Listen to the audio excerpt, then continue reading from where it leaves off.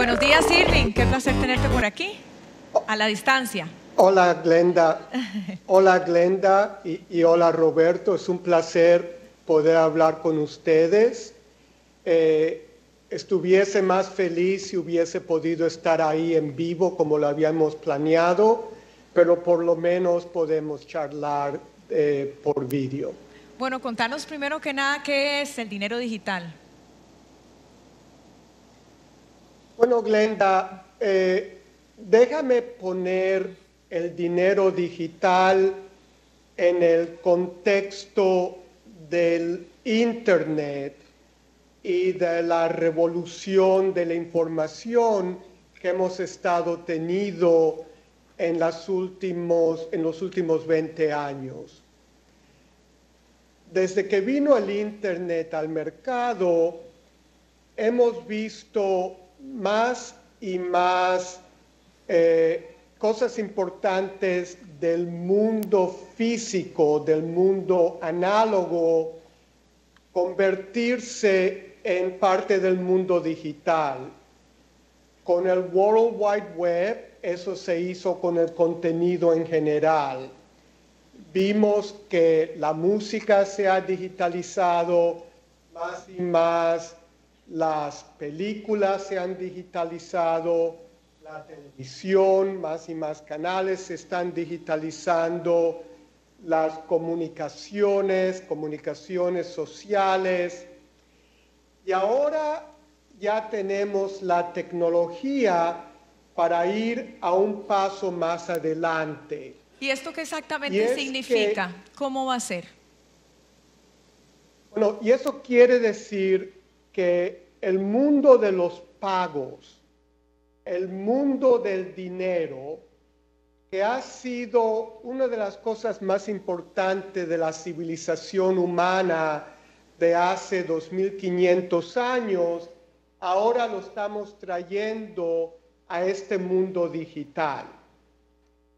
Ahora, Glenda, la tecnología principal que nos lo hace posible son las tecnologías móviles, los celulares, los dispositivos, porque eso nos está haciendo posible ahora que más y más el dinero y los documentos de autenticación que hemos tenido pueden pasarse de las carteras físicas que hemos tenido al mundo más digital.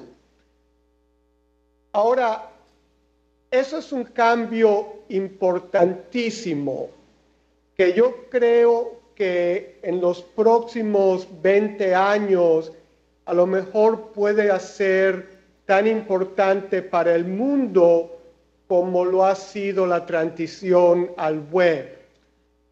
¿A qué plazo estamos hablando y cuál es? Porque muchos lo que se preguntan o lo que nos preguntamos es ¿qué tan seguro o cómo se va a garantizar la seguridad en un sistema de este tipo?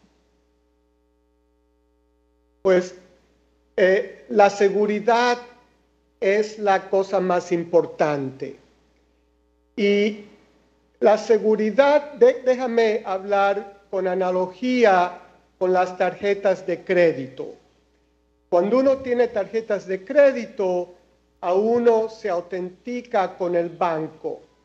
Y eso es algo que cuesta mucho para los bancos, así que no todo el mundo puede participar. Y es por eso que si uno ve en el mundo, hay solamente menos de 2.000 millones de personas, es decir, 2 billones, 2 billion, como lo usamos en Estados Unidos, gente con 2.000 millones de gente con cuenta bancaria. Ahora, hoy en día, si ves al mundo total, hay más de 6.000 millones de personas que tienen celulares. Es decir, que hay 3 veces más de personas con celulares que con cuentas bancarias. Y esas personas, como no tienen cuentas bancarias, están afuera de la economía. Y las están afuera de la economía porque nadie va a poder autenticarlas porque son más pobres. El cambio principal ahora es que vamos a utilizar la tecnología misma de tiempo real, lo que le llamamos el Big Data, todo tipo de información que nos da por los móviles para poder autenticar la persona y poder asegurar que ellos son los que dicen que lo son.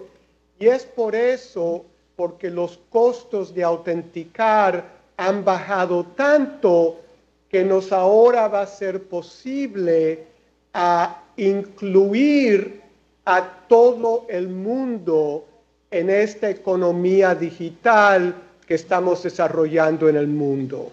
Y queremos también incluir a Roberto para hablar de lo que podría ser el impacto en el mundo en desarrollo de este cambio en el sistema de pago, Roberto.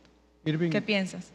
Irving, ¿vos considerás que, como todos los otros adelantos tecnológicos en los países en vías de desarrollo, no nos queda más remedio que esperarnos a que el dinero digital conquiste o se instale en un 100% en otros países antes de que nos pueda llegar a nosotros? Bueno, mira, primero que nada, no lo va a conquistar todo. Es decir, el objetivo principal, según yo lo veo, no es tener lo que le llamamos una economía cashless. No sé, Glenda, cómo puedo traducir cashless economy en español. Sin efectivo. Sin efectivo. Es decir, dinero en efectivo. De la misma manera que cuando se empezó a automatizar las oficinas, la gente hablaba de la oficina paperless, de la oficina sin papel, y eso no ha pasado. Hemos automatizado las oficinas de una manera enorme, pero continuamos teniendo mucho papel. Mientras más y más vamos a tener la transición al dinero digital y economía digital, vamos a continuar teniendo el dinero físico. Lo que es clave aquí es poder incluir a toda la gente que son los más pobres del mundo, que ha estado afuera de la economía, en la economía. Y eso es importante porque se han hecho estudios en los últimos años por la Fundación Gates, por diferentes universidades, de que las economías que van más en efectivo están más condenadas a la pobreza, que las familias que no están parte de la economía, que no están parte de los sectores bancarios, le es mucho más difícil salir de la pobreza. Muchas de las cosas que nosotros, la frase en inglés es take for granted, que aún no pensamos como hacer pagos digitales o hacer compras en comercio electrónico con tarjetas de crédito.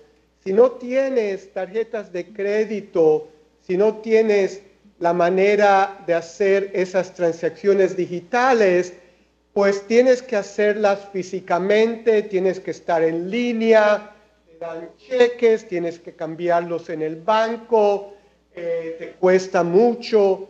Así que por mí lo principal no es el dinero digital, sino es cómo podemos utilizar esta transición al dinero digital para ayudar a subir el estándar de la vida, sobre todo de la gente más pobre del mundo. Irving, ¿y cuáles son los riesgos?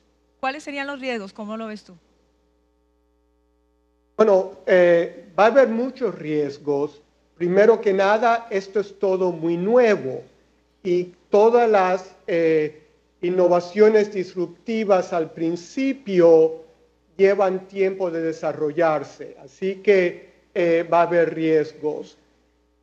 Segundo, como ya dijiste, necesitamos tener estrategias muy buenas por la seguridad, por poder autenticar a la gente, y tenemos que hacerlo de una manera que respetamos a la privacidad de las personas. Es decir, se puede hacer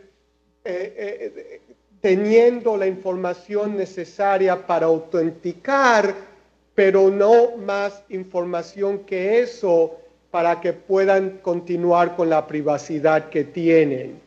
También, Glenda y Roberto, los gobiernos están muy metidos en todos los asuntos de dinero porque el dinero se regula, es decir, hay regulaciones en todas partes del mundo.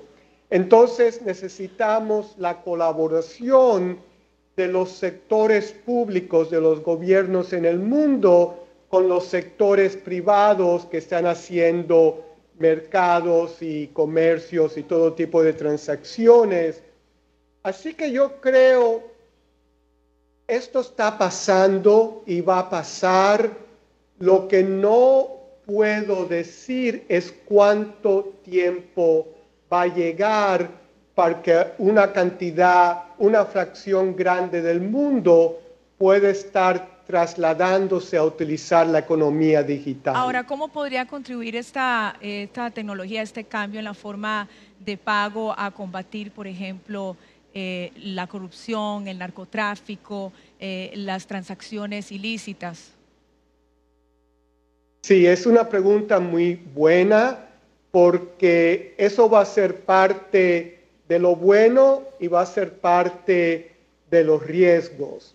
La parte de lo bueno es que cuando tenemos más y más información sobre los pagos, las transacciones que están pasándose, pues podemos reducir, nunca se pueden eliminar los riesgos de fraude y de otras cosas.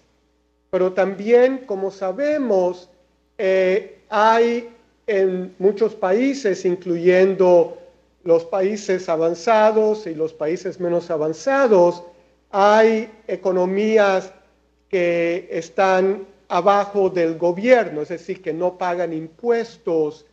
Y si más y más las transacciones se convierten en transacciones digitales, a los gobiernos les va a gustar eso mucho porque ahora tienen la información necesaria para poder cobrar los impuestos de los negocios y de los individuos que no lo paguen. Ahora, ¿por qué eso es importante para el avance de la economía?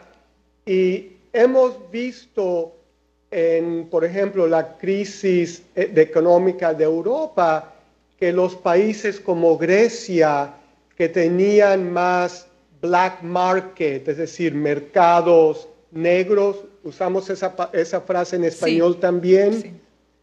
que la gente no pagaba los impuestos. El problema es que si no pagas impuestos, los gobiernos no tienen dinero para darles servicios sociales, servicios de salud, servicios de educación a la gente. Así que si queremos gobiernos que nos puedan dar los servicios públicos que necesitamos más y más en los países que se están avanzando, pues los gobiernos necesitan una manera de poder saber dónde está la economía y cómo poder tener los impuestos. El riesgo va a ser que va a haber mucha gente que no le gusta que eso pase y vamos a ver choques, me imagino, bastante profundos, cuando se están desarrollando esa transición a los monedas digitales, pero yo creo que eso solo lo puede hacer más lento para que esos problemas sociales y políticos los podamos arreglar, pero Ahora, va a pasar. Finalmente, bueno, dijiste que todavía lo difícil es saber cuándo, a qué plazo estamos, pero ¿hay alguna recomendación específica Sí. para la población, para la gente en general, de alguna recomendación de alguna manera para irse preparando hacia ese camino? ¿Alguna recomendación? Sí, primero que nada, hay países, por ejemplo, en Suecia, y claro, los países escandinavos, los nórdicos, son casi los más avanzados en el uso de la tecnología del mundo. Solo, según leí hace poco, menos del 3% de las transacciones se hacen con dinero efectivo ahora. La mayoría ahora se han trasladado al dinero digital. En los Estados Unidos creo que es como un 9% de transacciones, más o menos del 10%. Roberto y yo hablamos que en un país como Costa Rica sería un buen reto ver cómo poder colaborar con el gobierno para ver cómo facilitar ese avance, teniendo siempre en mente que lo estás haciendo para ayudar al gobierno irse para el futuro, para incluir más y más gente. Es decir, la tecnología tiene que tener beneficio social para que se utilice y creemos que va a tenerlo. Así que yo creo que lo principal sería el trabajo entre el sector público, el sector privado y el sector académico para ver cómo ayudar que el país pueda avanzarse más rápidamente, y sería un reto muy importante para Costa Rica. Bueno, Irving, muchísimas gracias por tu participación. Muchas gracias, Irving. Gracias.